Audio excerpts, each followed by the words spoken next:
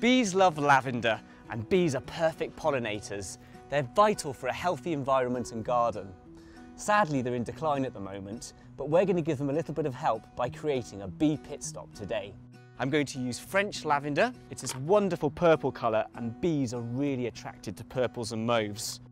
But as you can see, we've got lots of space around the edge still, so I'm going to use a great companion that bees also love, sedum. If you have a shady area, foxgloves and euphorbia would make a great alternative. Next, we're going to create a bee bath, because yes, bees need a drink too.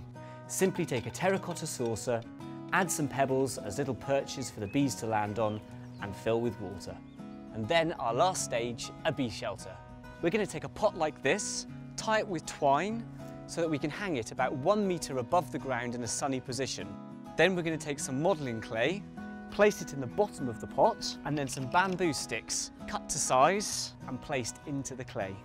It's really important to sand the edges of the bamboo once you've cut them, because bees will really be put off by any sharp or spiky edges. And finish off with moss and leaves around the outside. And so there you have it, lavender, water and shelter. So let's get planting and help our bees.